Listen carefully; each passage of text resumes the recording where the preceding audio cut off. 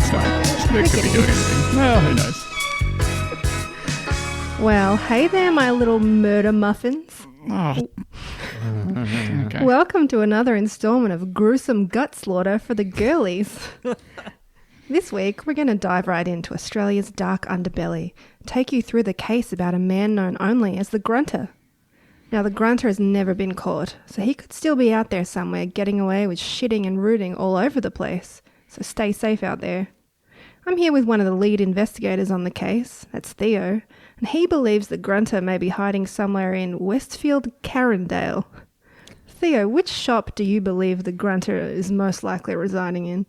Well, look, I think the thing is to keep in mind is that the Grunter could be in any of the shops. It could be in your H&Ks. It could be in your bloody Lowe's. Watch out for it. There's definitely a Lowe's at Westfield, Carindale. I bought two pairs of ruggers from that Lowe's today. I was there 1 hour ago. And especially be on the lookout in Gorman. Very Gorman-centric guy. So, and it's also important to keep in mind, just take whatever I say as golden, by the way. Yeah, so if you can just take what I say and just repeat it to your listeners, that'd be great. Thanks for doing us cops proud on murder mysteries and girl histories or whatever it is you guys are doing. You're welcome. The Grunter does wear Gorman, purely Gorman. You wouldn't know that about the Grunter, but it's true. Yeah, looks great, colourful. But such good prices as well. Oh, it's cheap. It's a bargain. Love Gorman. Also with me is Ben, former close friend of the Grunter, who was shocked to find his friend was responsible for a slew of rooting and shitting across the Brisbane area. Ben, do you think the Grunter was born evil, or was it the Brisbane climate that made him mad? It's so hard to ascribe human morality to the Grunter. He is ostensibly a man, maybe. That's still unclear at this juncture. But, he's just... Do we blame a bird for flying? Do we criticize a fish for swimming? The Grunter roots and shits because that's what a Grunter does. He's a platonic ideal of the Grunter. Yeah, the Grunter is the Grunter. And it's hard to tell if he would continue doing what he does if he hadn't gone for a swim in the Brisbane River and sucked in the dark seed, corrupting his soul. There's two things that happen if you drink water from the Brisbane River accidentally. One is your stomach explodes like that one guy, or you turn into the Grunter. And we hope there's only one Grunter out there. Oh my God. Can you imagine? With another. No, terrifying to think about. That would be the one thing that we didn't want to happen if there was more than one Grunter. It's time, of course, for this is the one thing we didn't want to happen. This is the one thing we didn't want to happen. We're going to go through so many fucking stories without Andrew here today. It's only 3 minutes in. Just as an aside, I don't have any anecdotes. If you're one of the people listening to this show who likes photoshopping things and you want to make a mock-up version of the Devil Wears Prada poster, but it's the Grunter Wears Gorman, I'd really appreciate that. I love that. That'd be great. So this was... I've been badgered to do this story by a friend of the show, my friend and boss, Beck, who's told me about something that's important that's happening in Canada that we have neglected to report on. This is a story from... I didn't say where. Interesting. Anyway, the headline is Coyote attacks... it's from CBC. Coyote attacks continue in Burlington, Ontario as city reports 7th incident. Huh. That's a lot. Yeah. That seems like a few coyote attacks, right? Yeah. Now, to me, a coyote is something that exists, in the wild. Or, perhaps in a Warner Brothers cartoon. They're not... You don't think of them as a traditionally metropolitan creature. No. Burlington, as of the 2016 census, had a population of 183,000. Oh. So it's many coyote attacks per capita. 1.5 Mackays. Yeah, it's about 1.5 Mackays, which is the useful metric that we all use for town size. It's almost a Hobart. It's 2/3 of a Hobart, and it's about 3 Harvey Bays, I think. Officials in Burlington, Ontario are reporting a 7th attack on a resident by a wild coyote. The city of Burlington said the incident took place at a home on Lakeshore Road near Tuck Creek at around midday on Saturday. That resident must be worn out by now. And that's just fun you could have with semantic ambiguity. The city said a woman was in the back of her yard resting when a coyote bit her knee. She was taken to hospital and treated, officials said. Resting is like, what do you mean? Strange phrase. Like, were you sunbaking? Just Was resting. she lying in a hammock when a coyote grabbed her by the knee? Just sitting still in a deck chair for 6 hours at a time. Was she just copping a squat and resting for a spell? Is this like a eyes are heavy resting, or is this a convalescing resting? Or could it just be resting like in a longer sort of term of just like taking a breather from the stress of life for a couple of months? Could be. Oh. Yeah. Yeah. Hard to say. The coyote attack is the latest in a string of incidents reported in the Burlington area. On September 11, the city activated a crisis management team to respond to the attacks after a resident was attacked at a long-term care home in the area. That's the worst thing that's ever happened on September 11. Yeah, it sure is. That attack took place just after 8 a.m. on Saturday morning when a coyote attacked a resident on a patio at a home on New Street in the Roseland area. Another coyote has hit the resident. Quote, she was relaxing and awoke to the pain of a coyote biting her in the hip area. Oh. There's a common theme here. There's a theme here. Don't relax. Just don't rest. If you're gonna be just malingering on your like deck or something in Arlington, where Burlington, are we? Burlington. A coyote's just gonna run up and bite you on the dick. Yeah. That's just accepted fact. That guy looks like he's slacking off. Yeah. The world is gonna spawn one sort of behind you out of your field of vision, and it will be in aggressive mode. Sort of like the random enemy spawns when you go to sleep in Morrowind. Yeah. It is like that. She was relaxing and awoke to the pain of the coyote biting her in the hip area, city spokesperson Carla Marshall High previously up said as in a well. release. Yeah. You're The really coyote... trying to Oh, no. The take them coyote was down. startled when she woke up, but tried to approach her again. She was able to scare it away. Burlington Mayor Marianne Mead Ward... Interesting. Said on September 13th that she believed the attacks may be caused by a family of coyotes. Just a really angry family. Yeah. Yeah, bad genes. It's in the blood, I guess. We've got some coyotes with the evil gene here, it says. She said that the assessment was made following recent consultations with the Ministry of Natural Resources and Forestry on the previous 6 coyote encounters in the city. So they've looked at the encounters and they've gone, this can't be the work of one coyote. No, It's it a could just be network. one Yeah. extremely pissed off. But it doesn't make sense for there to be just multiple coyotes. Therefore, It's a must be family. some sort of family unit.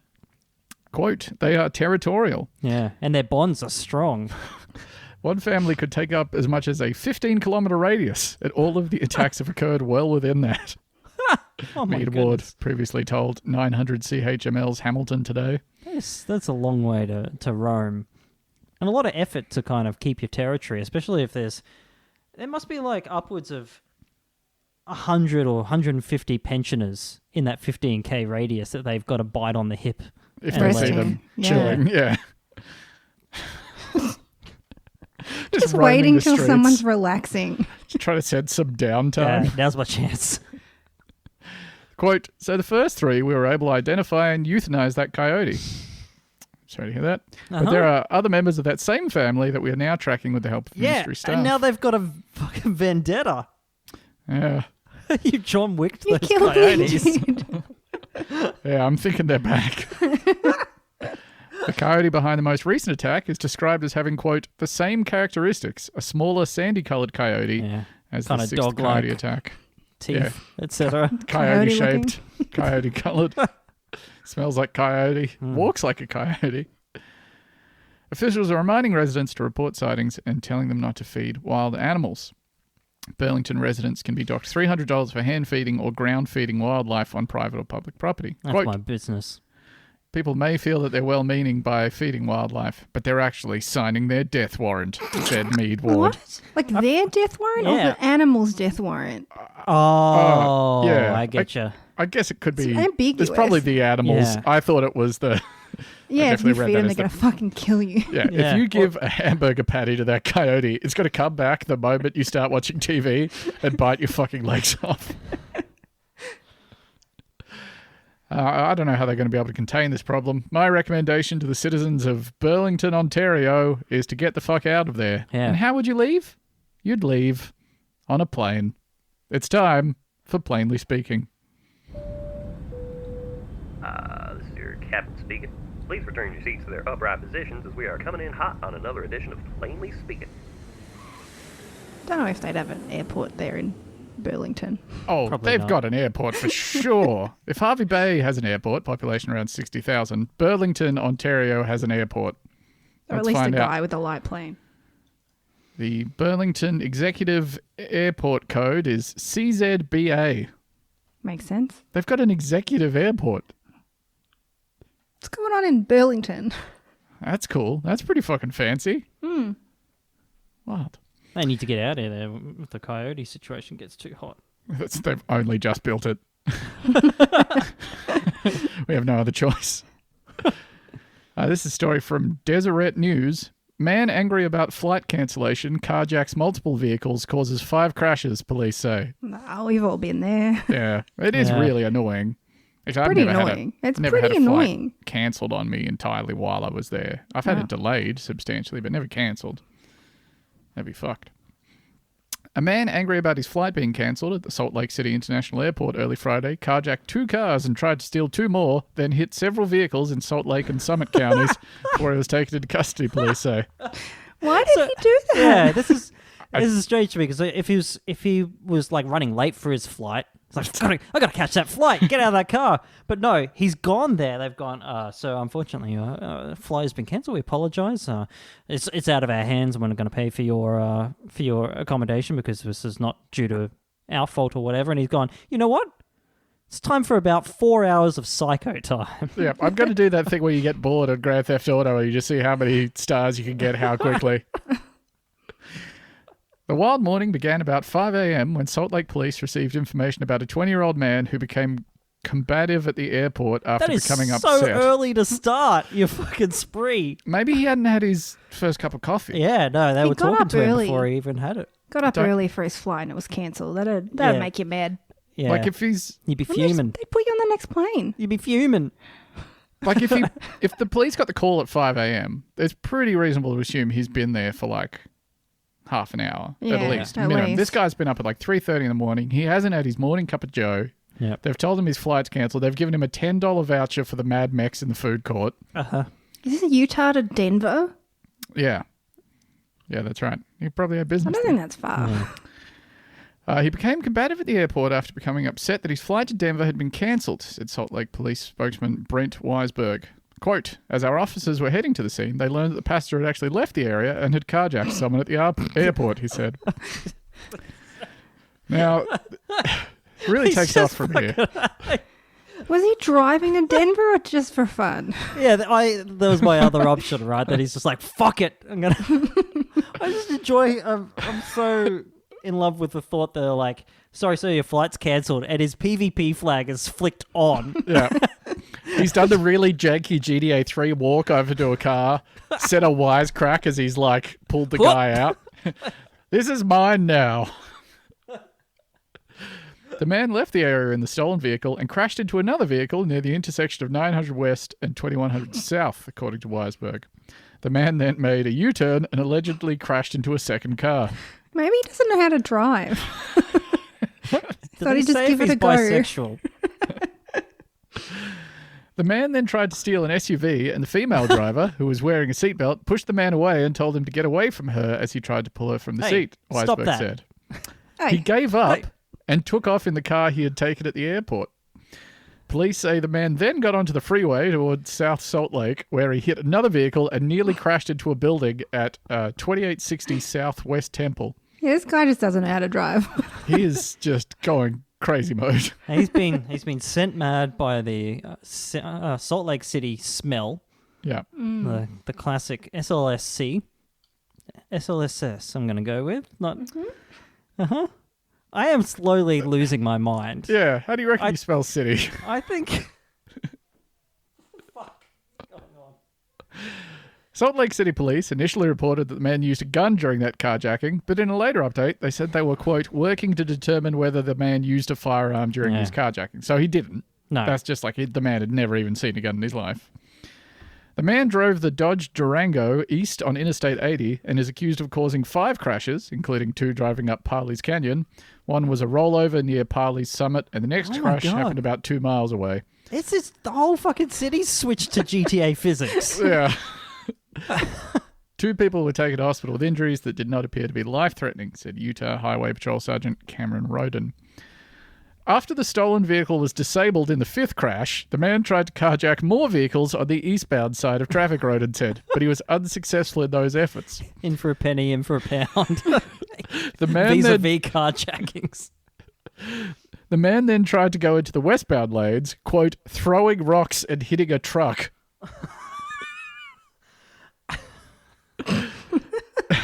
The vehicle stopped and the driver got out of the pickup truck, according to Roden.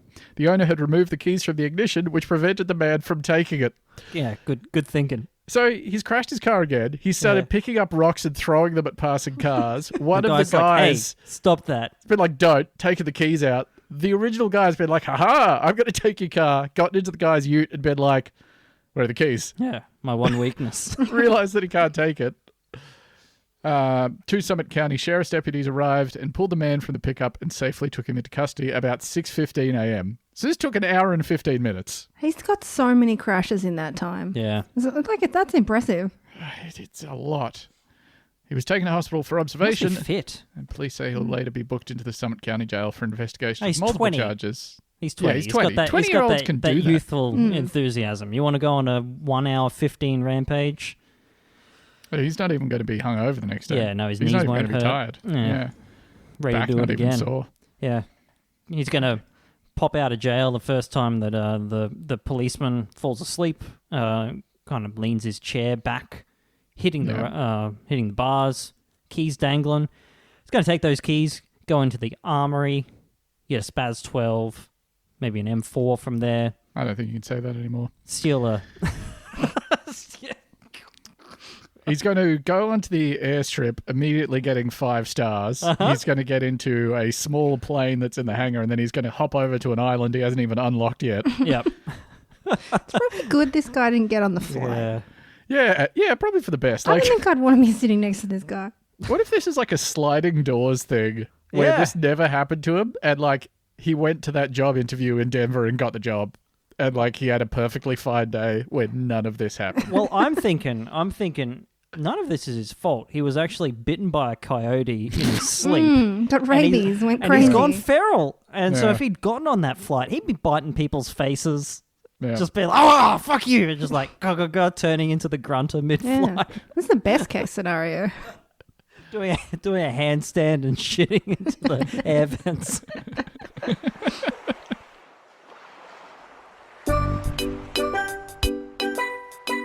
Podcasts. They're nature's greatest natural resource, and it's important that they're harvested sustainably. Editing, production, fart sound effects. These are all important resources from our local ecosystems. That's why we're asking you to go to patreon.com/BuntaVista and pledge $5 a month to help support the healthy growth of a homegrown podcast like Bunta Vista. In exchange, you'll get an extra sustainably farmed episode every week, access to our Discord, and a naturally pristine, promo-free podcast feed. Thank you for helping look after one of nature's most precious resources. Well, this is just one of the many things that Zoomers are up to, I guess. Oh, and it is carjacking. Yeah. It is actually, that is probably one of our main contact points with Zoomer culture at this point. Yeah. Carjacking. That's all we've got. That's what I know they're into. They like vaping, carjacking, and some fast foods. Yeah. And it's time to find out which fast foods from this letter that got sent into the Bunta Vista hotline.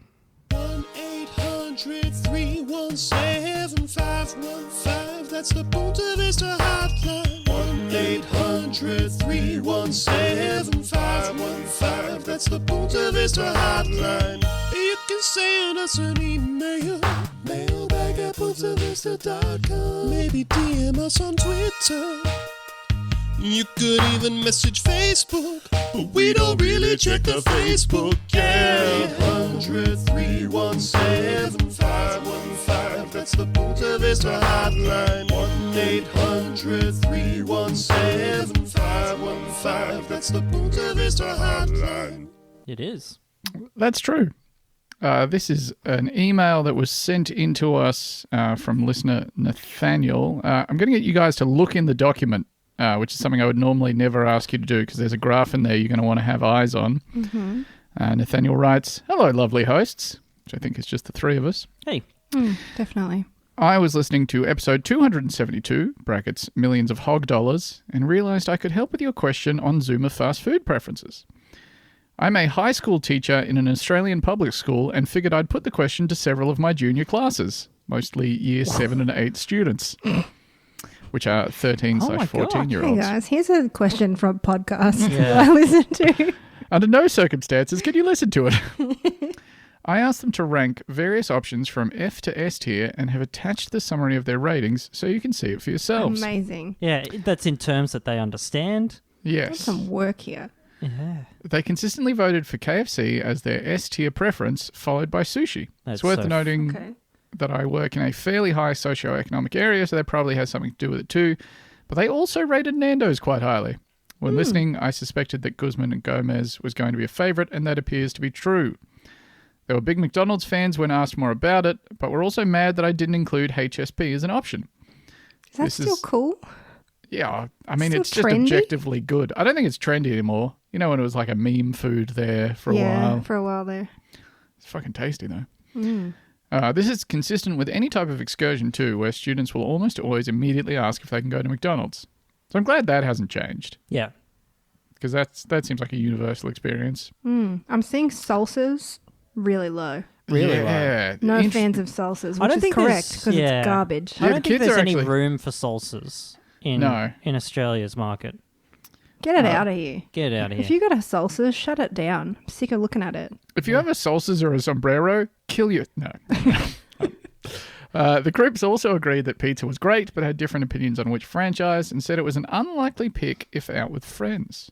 You're not having a couple of slices of a czar? No with your bros? czar. You're not czarring together? Wow. Strange. There's definitely a difference in their personal preferences compared to what they would get with a group of friends, but the average Zoomer in my school isn't anti-Nando's. Hope this sheds some light on the 40-minute talking point. Yeah. It Almost does. sounds like it a does. criticism, Nathaniel. Smooches, friend of the show, Nathaniel. Now, yeah, so he's given this to us as a... Theo, how would you describe this type of chart? I wouldn't know, but it's very visually appealing. It is. Yeah. He's got the proportions and... How do we read this? Well, The S tier is in the dark blue. In the Yeah, dark blue, yeah. yeah. Is that a scatter plot? Is that what a scatter plot is? No. No, it's not. scatterplot's just a regular ass plot. Yeah, I've got no fucking idea what this is, but it's from looking at it, you can get a pretty good idea that they love sushi, they love KFC. Love KFC. They love and KFC. And S tier as well. That's bizarre to me. Yeah, that is kind of strange. Although I guess as a kid, they've not had time to get disgusted by it yet. Yeah. Like that happens over time. Like you get into your 20s and you just like... Yeah, every time that you need to make the correlation like a few hundred times to go, every time I eat KFC, I have to lie down for 4 hours and then shit my pants. I think also like every time you go to KFC, there's like a 5% loot drop chance of getting a beak or a foot.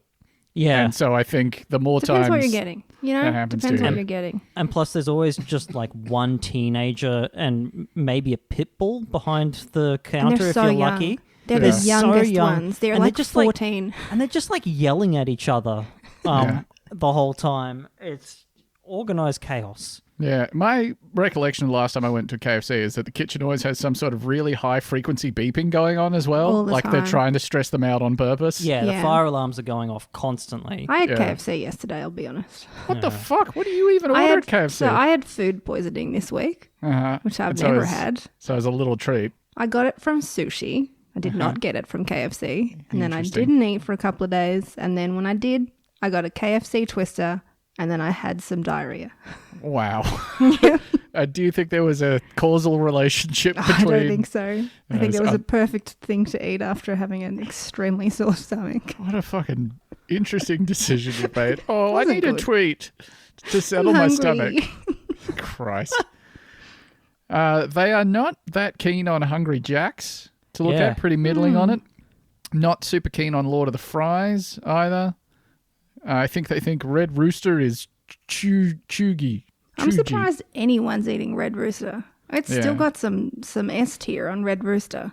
Which is weird because Red Rooster's now trying to muscle in on KFC territory. All their billboards in Brisbane are about how they do Oh, fried are chicken they? as well. It's not going to happen. No, it's never going to fucking happen, Red Rooster. Give up. Spud Bar is Yeah. being All the kids absolutely going, hey, demolished. you guys want to go down to Spud Bar after school? I feel like Fuck that's Gen off. X shit. You're uninvited from my birthday party. Grilled, surprisingly, like a lot of B's and C's there, Yeah. but few F's, which is weird because I thought grilled, again, was shit for millennials. But they like Noodle Box, that I can understand. They feel okayish about Mad Mex. They are actually pretty on the money with the ranking of the various Mexican places. They've Yeah. got Salsas and Sombrero are down in Garbage. the fucking pits because they Trash. suck ass. Absolutely heinous. I would have liked to have seen some better rankings for Mad Mex personally, but I think that might just be my personal preferences there. Yeah, Guzman Gomez, I think, they've got the financial kind of backing just to steamroll everyone else, and That's I think sort that's sad because I don't mind a Mad Mex. I think that the serving size is more appropriate to me because Guzman, you either get like a It's tiny. burrito the size of a Tic Tac box, or you go the large, which is, something you can fight off attackers with if you need to, if you're in a carjacking or a coyote bite situation. These are some great callbacks you're doing to earlier segments, by the way. I'm loving it. You remember that from 3 minutes ago? We also got like 40 emails about this. Yeah. Like more than we have ever received about anything else. In the wake of the milk bag saga, we got an unbelievable amount of emails about that. And then this happened, and I'm like, oh my God, people are actually listening to the show. And a lot of them are 21 and are like, yeah, Nando's is fine. That's mostly what I know. got from it. It's good yeah. to know. But I would like to hold my strong, not at all nuanced opinion because it's more funny to me to objectively believe that no Zoomer is going to Nando's. Yeah. Just don't do it. Go somewhere else. Have some self-respect. Consider Spud Bar. Yeah. I think if you saw a whole bunch of 17-year-olds eating at a Spud Bar, I think that would be a sign that something had gone wrong. Yeah. I think it would be It'd both be fucked up. ominous and portentous. It's time for Omens and Portents. You shall see hail fall from a clear sky and burn as fire upon the ground. You shall see darkness cover Egypt when the sun climbs high to noon. And you shall know that God is God, and bow down to his will. It's a story from WYCN News in Boston. The Wicked. Constant humming in dead of night mystifies sleepless Peabody residents. I think we've gone too long without a mystery noise segment. Yeah, I was thinking of you when I saw this. Yeah. You Going love a back hum. to the mystery scream Yeah, the Big industrial grinding scream metallic from, sound. from Jim's Wet Dome. Yeah, is that? Huh? What a wonderful memory you got there. Yeah. This starts off so well. This is maybe the perfect Buena Vista opening sentence for an article. People living around a gelatin plant in Peabody, Massachusetts are used to the smell. Not the noise that they say is waking them up in the middle of the night. I guess if you move next to a gelatin plant, you can't complain about the gelatin smell. Honey, can horses scream? Is this new? Do horses hum? Do horses do an almost subsonic vibration? Oh no, the horses have discovered religion. Call the Relaxing police. 432 megahertz horse humming.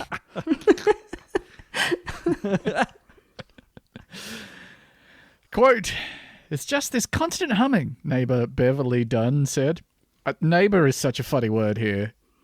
She's just a neighbour. Yeah. A neighbour to the gelatin plant. Yeah. Oh, the place where they render the horse hooves? Yeah, they're my neighbours, in a sense. The noise from the direction of the Rousselot plant goes off about 1 to 3 a.m. daily, according to neighbours. That's real hum hours. Who up humming their horse? 3:42 a.m. going back for more humming ominously. Quote, "A lot of people say, oh, it's been a factory for all those years. Yeah, it has, but we've never had noise like this," Dunn said. So it's new. Yeah, the humming just started. Which Ominous. Yeah. Some residents tell NBC 10 Boston they've not had a good night's sleep in more than a year. That's a long time to have That's that a problem. really long. I would have Yeah. moved by then. How loud is this humming? Yeah, how loud? You can't sleep through it? It's like all the background noises in a razor head. It's just sort of permeating everything, Yeah, vibrating your teeth in the middle of the night. probably should see that. NBC 10 Boston contacted Rousselot. I can't tell if it's Rousselot or Rousselot. It could be French. Rousselot. Let's say that. With concerns from neighbours, but did not hear back by late Tuesday night. Peabody councillor John Turco said he was going to speak with the city's health department about the issue. Quote, "With the amount of residents that have complained, and I believe it's more than half dozen so far that have had issues with this, I think it's most definitely something we need to look further into," Turco said. "If it needs to become an issue that we bring before the Peabody City Council and the Mayor's office, then we'll definitely do that." NBC 10 Boston reached out to Peabody Health Department, but did not receive a response as of Tuesday night. It's just like the meat thing. The butcher that just abandoned his shop with a whole bunch of meat in it, and everyone's just like, well, we tried calling them. Yep. They didn't pick up. What else are you going to do? Couldn't Yeah. knock on the door. That'd be rude. Here's the thing. If there's an ominous spiritual hum emanating from the far factory, I'm gravitating towards it. You better believe I'm being pulled in. I'd You want better to hear believe it.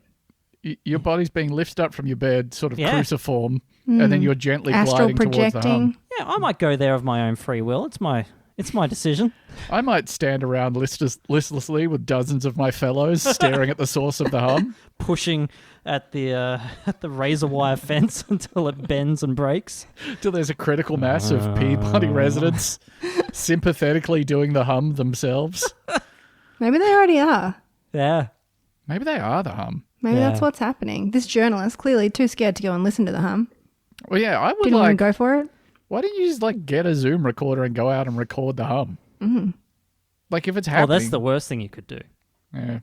Can't get the Because hum right on now tape. the hum is sort of local to the horse glue factory. Are you suggesting the hum is maybe some sort of mimetic virus? Maybe some sort of Some sort of Pontypool-esque language. mimetic. Yeah. And you can add a 1 to that counter if you're keeping track of those. Peabody is no stranger to strange noises. Oh, tell me more. Go on with that. After 3 confirmed earthquakes and multiple other mysterious booms last summer, Yes. officials sought to calm the shaken community with a public forum where a Boston College seismologist spoke. Don't like this. Move. Just fucking move. Just move. Get out of Au there. contraire, I love this. You want to Mysterious booms. You want to move to Peabody? Also, so they've said mysterious booms, and they said a seismologist came and spoke to the town, but they didn't say where the seismologist explained what the booms were. I don't know anything about booms. Yeah, I'm a seismologist. I can tell you about the 3 earthquakes we had. And we called the University of Boston. It says that Dr. Menzelhurst has never actually worked here. It's weird. My phone call was directed to Miskatonic University. How very interesting. I'm also assuming that Silent Hill didn't become the Silent Hill that we know today overnight, Yeah. right? There must have been signs, right? I think probably when the coal fire started Yeah, below, it's probably the first thing that started making it the town from Silent Hill. sure. Whereas instead of a coal fire, they've got just sort of a horse vibration. Yeah, I don't know what happened. Horses just started vibrating, and then 10 years later, everyone was vibrating. They're down there rubbing their legs together like crickets. So that's what we think this is. It's horses vibrating in there. I think Well, so. I'm I'm prepared to accept that. I'm putting 2 and 2 together, although I don't know if... Oh, this is so depressing. I don't think the horses arrive at the gelatin plant alive. I don't even... They probably... Isn't it pigs? In gelatin? Isn't it pig fat? Or am I No. confused? No, Is it horses? no, it's Horses. horses. Yeah, Yeah. yeah. Well, I'm pretty sure. I mean, I'm just saying that. Just going to learn this on the fly. Gelatin is made from the bones, hides, and other parts of animals, including horses. Yeah. But So also, it's multiple animals. the first result, if you Google gelatin horse, which is what I did, is, Google's little thing where it gives you a preview. In the horse industry, gelatin is used as a feed supplement to aid in hoof and hair growth and to strengthen the hoof. Don't give them that. You're feeding the Yes. horses It's horses. a perfect circle. You're No wonder making they're humming. autophage horses. Equine autophages. That's fucked up. That is fucked up. I mean, maybe they're giving them the pig gelatin. Oh, they're using horse-free Horse-free gelatin. for the horses. I Horse think gelatin? No. I think we actually have a classic horse rotivator situation going on here. First kind of spoken about by the industrial noise band Coil. So check them out. I think this is describing the exact circle of life that's being described in the song of the same name. That's so fucked up. That's pretty disgusting, but probably... Oh, so we don't know. All right. We'll have a follow-up. Yeah, we'll As soon as Look we into know, this. you'll know. yeah. We'll contact the Peabody Health Department and the gelatin factory. Yeah, tell us what the deal is with those horses. Oftentimes I'll look up the explanations for some mysterious things that have happened so I can say the follow-up on the show, and then it's not that funny or interesting. Oh, Yeah. I keep sort it a of mystery. accept the mystery, yeah. That probably won't take the record for the most disgusting thing that we've talked about on the show. It's time for Record Watch. If I can... Oh, there you are.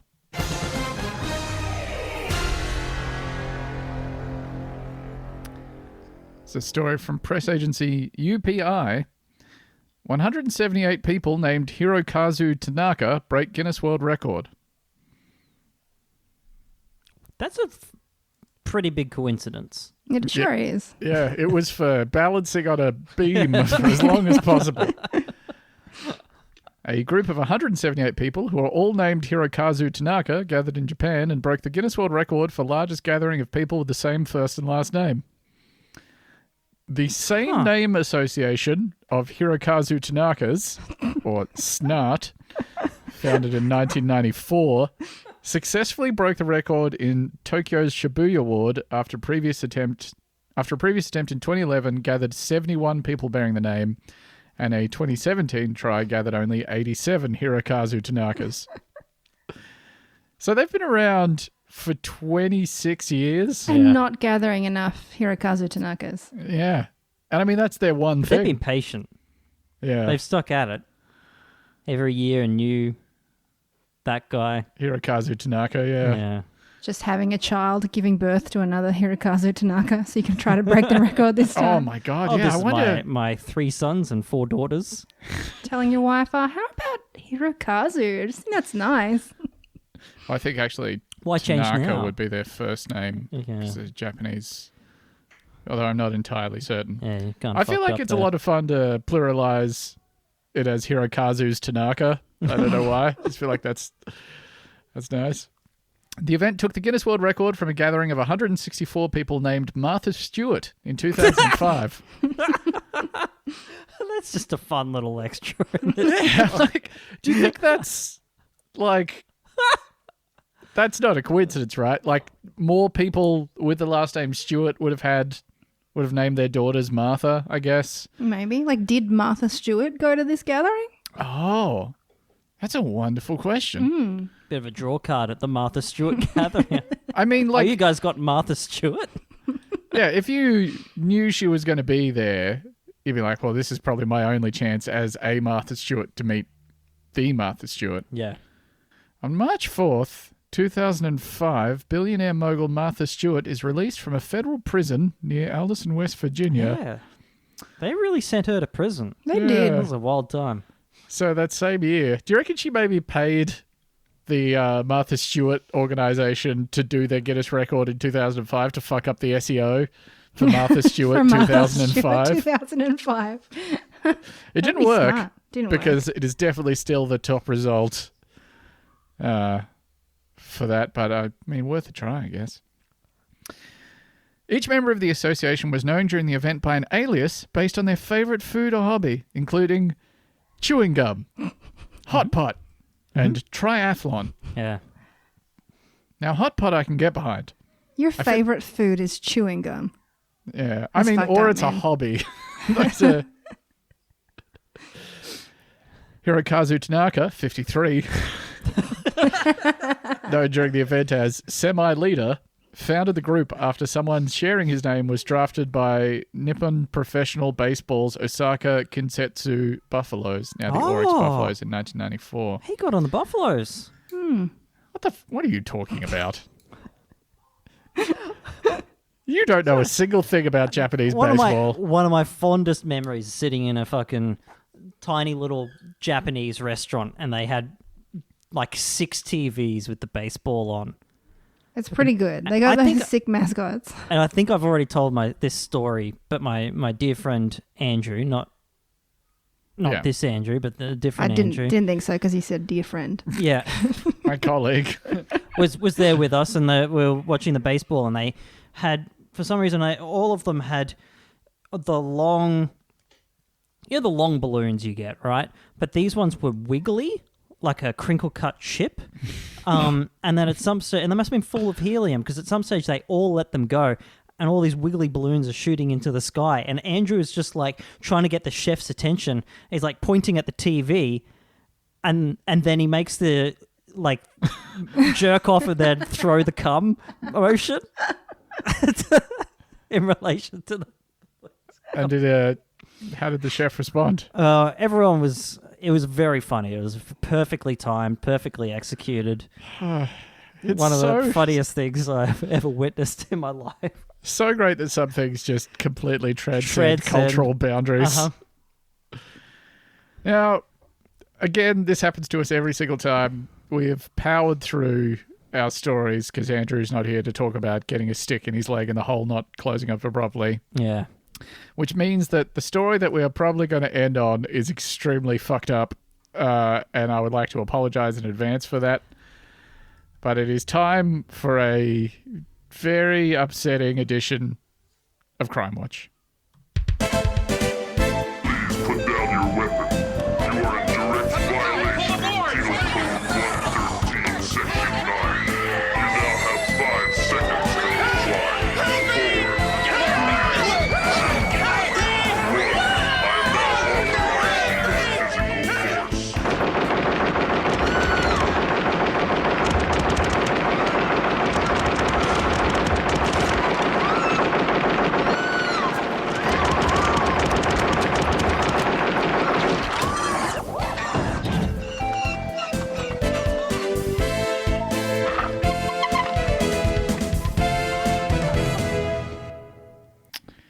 This is a story from the Washington Post. Nurse accused of amputating man's foot for her family's taxidermy shop. Oh, Well, you said it was not going to be funny. okay. I didn't say it was going to be funny. It's just fucked up. Just fucked up. Hey, Yeah. that's a nice foot you got there. Oh, are you gonna You gonna using need that? Yeah.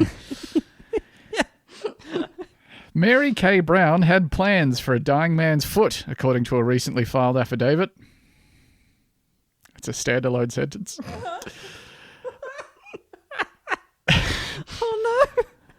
Oh As the registered nurse amputated her patient's right foot on the afternoon of May 27th, she told colleagues that her family owned a taxidermy shop, the affidavit alleges. Don't say that. Don't tell your colleagues. By the way, I ever tell you guys what my folks do? Yeah. We do things with like sort of people's bits. I don't think you can sell a foot in a taxidermy shop. Oh, it wasn't for selling, but we'll get into that in the next two sentences. Her co-workers recalled her saying that she planned to take the 62-year-old patient's foot from the nursing home in Spring Valley, Wisconsin, and display it at the shop. From the nursing home? Yeah. Not at a hospital? No. You have no idea how fucked this gets. Do it in the buffet table? Should a registered nurse be amputating? What is going on? No. Is the answer to that question. According to them, she wanted to put a sign next to it that said, "Wear your boots, kids." Why? And we'll get into that as well. So this sets up a lot of things before it answers them. Brown, 38, was charged Thursday with 2 felonies, mayhem, and intentionally causing great bodily harm to an elderly person. Holy Do you guys know what the legal definition of mayhem is? No. So this is entirely new to me. The traditional meaning of mayhem in like law as it existed in like the 1700s, 1800s or whatever was to injure someone in a way that would affect them in their ability to do combat. Oh, so shit. like their limbs or eyes. Yeah.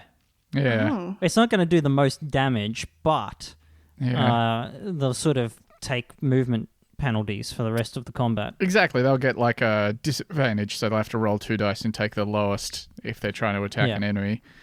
It's causing like grievous bodily harm, which not like what I thought, which is, just going crazy. And I don't really see this one. Like, second one, of course, the second thing she was charged with. Can you hit us with that again?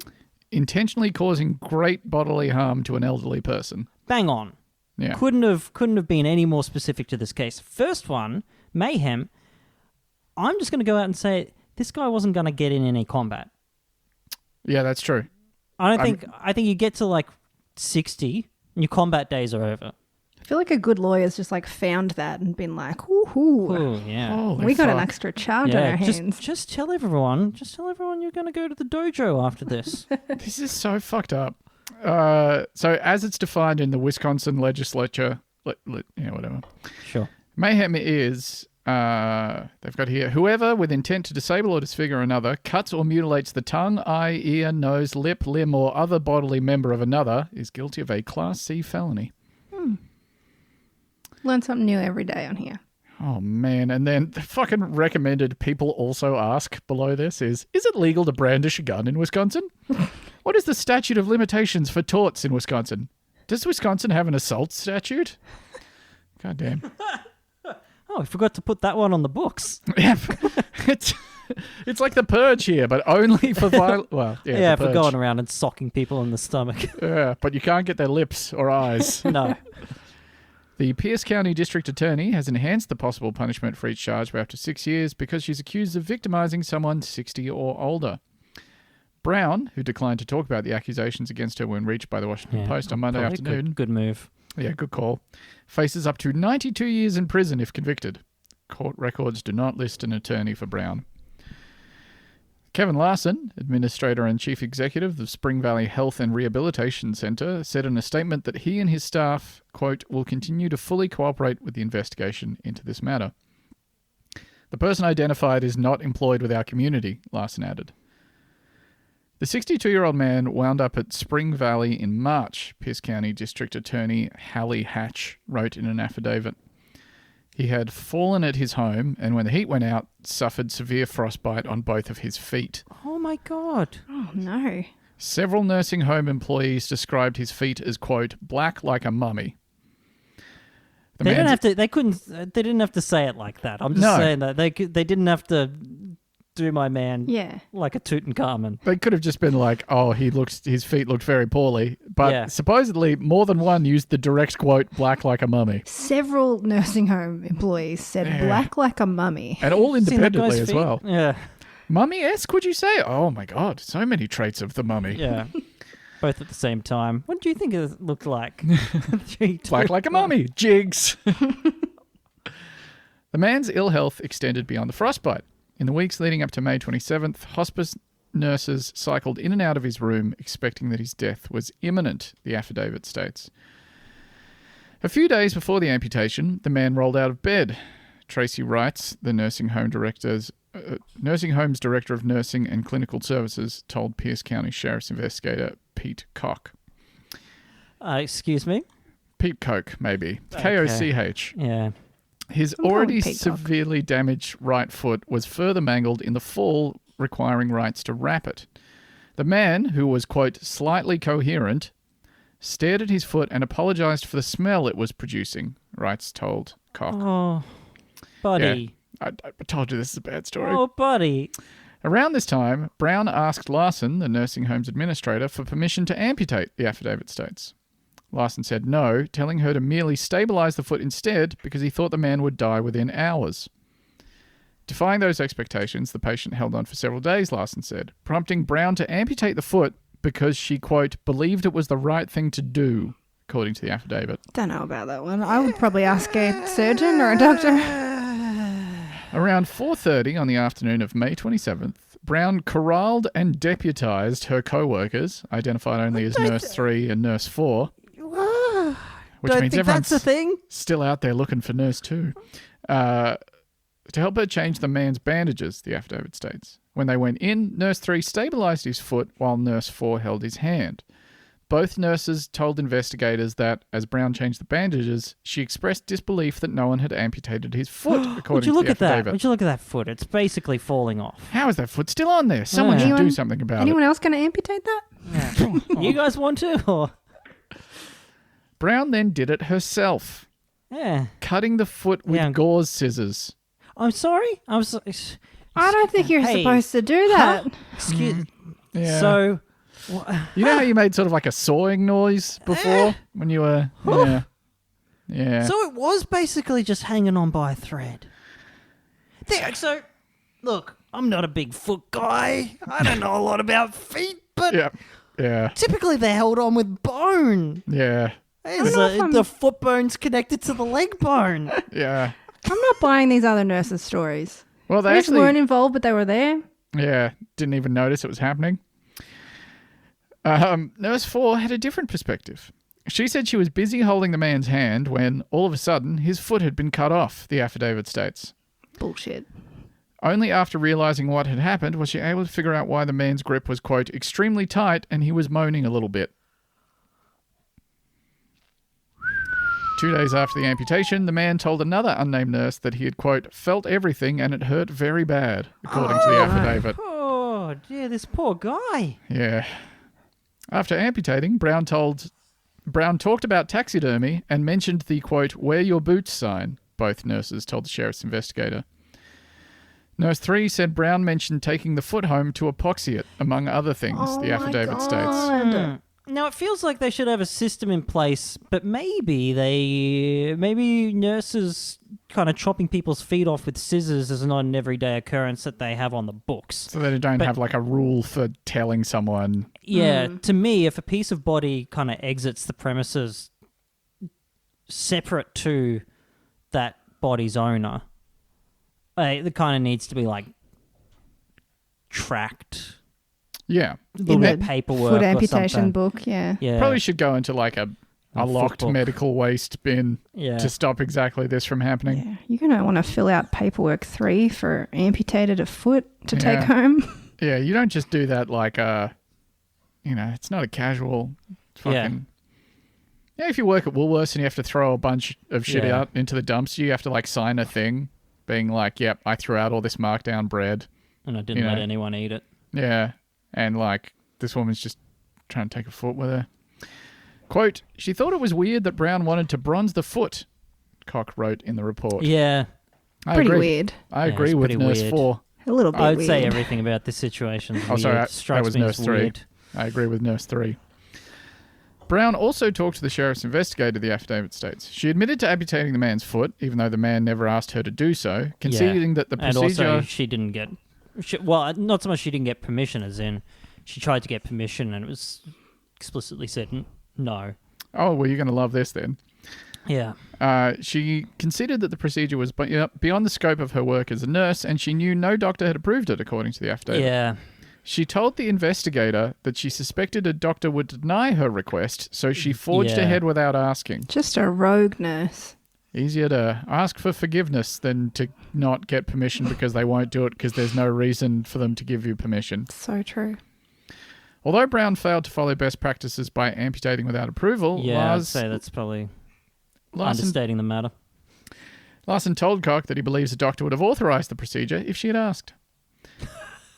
He stated that he knows that the hospice doctor would have for sure, Koch wrote in his report. Larson said that after conducting his own investigation into what happened, he determined that Brown had amputated the foot for the man's, quote, dignity and comfort, and because she, quote, believed it was the right thing to do, not for any malicious motive or to mistreat the patient, the affidavit states.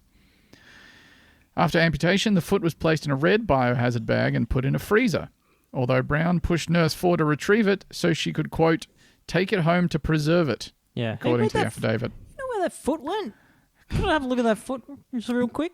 Just need to get that foot real quick. Yeah, I think I forgot something. I might have left my keys in that foot. Oh. Just gonna go see if they're in there. Make sure it's still safely kept. Wrights told investigators she nixed that idea, instructing Nurse 3 to monitor the 62-year-old man and make sure that if he didn't make it, his foot stayed with him. When he died, days later, his body and foot went to a funeral home where a medical examiner, noticing what he described as, quote, the unusual circumstances of the man's foot not being attached to his body, usually they come in as a kind of one package. Yeah, it's not just like there's a loose foot kicking around in the box. Oh, I didn't know he died. Yeah. Now I feel bad. Yeah. You didn't feel bad up to this point? Yeah, they sort of said a million times in the story that he was days away from death and stuff. Yeah. I thought maybe he made it. Maybe he bounced back. Made it where? This guy's... Oh. They should have at least given him a hammer for like a little bit, just to go wild. I think. Just let him fucking smash up the joint for, that's fair. In return. Brown later told Koch that leading up to May 27th, the man had been talking to about how he suffered less pain when the nurses pressed gauze slathered in Vaseline on his foot to keep air away from the nerve endings. She told them that, by amputating, they would be able to press the gauze right on the stump. Quote, she stated that she was trying to make the quality of life better for him, Koch, the sheriff's investigator, wrote in the report. When she is thinking of herself in this condition, she would have wanted it off. Well, take your own foot then. Don't mention the boot thing. Yeah. Yeah, you shouldn't have mentioned the boot thing. Would have been maybe believable. If not, it kind of, just you fucks shouldn't a have hole said in your story. You're going to taxidermy it. Yeah. So just to sort of circle back to the start here, she was obsessed with getting it for her family's taxidermy shop as a warning against getting frostbite? Yeah. I guess. Yeah. Maybe like you're too desensitized. I think doing taxidermy does something fucked up to your brain. I don't think you should do that. But yeah, probably the combination. Like if you're seeing someone's body part and you're like doing the Tex Avery wolf eyes while you're looking at it, Ooh. you're like, this would be a good morality tale for children. Hungry eyes. This is definitely the worst story we could have possibly ended on. It's got everything. Yeah. Horrible details of a bad injury, elder abuse. It's all there. But it did go pretty hard. Yeah, it went low-key hard for real. Yeah. No doubt, no cap. No cap. Bussin'. We've had like a lot of surgery talk on the podcast lately. We sort have. Of generally speaking. That's not always my favourite. No. Yeah. I don't know how this keeps happening. I'm not in charge of that.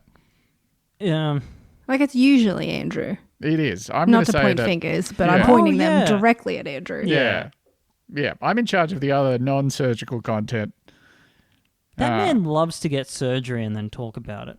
He does, huh? That man has been operated on so many fucking times. So many times. For a relatively healthy man. Yeah. He's always going under the knife for something. He loves getting on that table. Yeah. He loves it. He's just waiting. Getting up in the stirrups. Oh, yeah. Waiting for one of his body parts to start swelling up. Oof. Kidneys feel inflamed. Cha-ching. Ooh, hospital time for daddy. And I think it's good that anytime Andrew's not at the show, we spend some time slaying him off because he will never hear it. Yeah. That's true. He will never listen back to this. And if any of you listening to this snitch on us by sending in an email, I'll just delete it before he reads it. When you guys say I have diarrhea and stuff, listeners absolutely snitch on you. So Well, yeah, but that is like the large reason that you miss out on episodes most of the time. I'm pretty sure that's why you weren't on the most recent one you weren't on. probably was because I Yeah. had food poisoning. Yeah. So, are we wrong? Well, I think that technically was an episode of the podcast Bunta Sure Vista. was. No surgery talk in the next episode. That's a Yep. promise That's from a me promise. to you, but I only guarantee that for the bonus episode. If you want a chance to hear Ben be wrong, maybe. Yeah. Why not sign up for the Bunta Vista Patreon? Well, that's it for this week. Be safe out there. Don't go taking people's feet. Wear your boots. Yeah. Wear your boots. That's why you wear your boots. Because a few steps down the line, a nurse might cut off someone's foot if you don't. We'll catch you next week. Bye. Bye.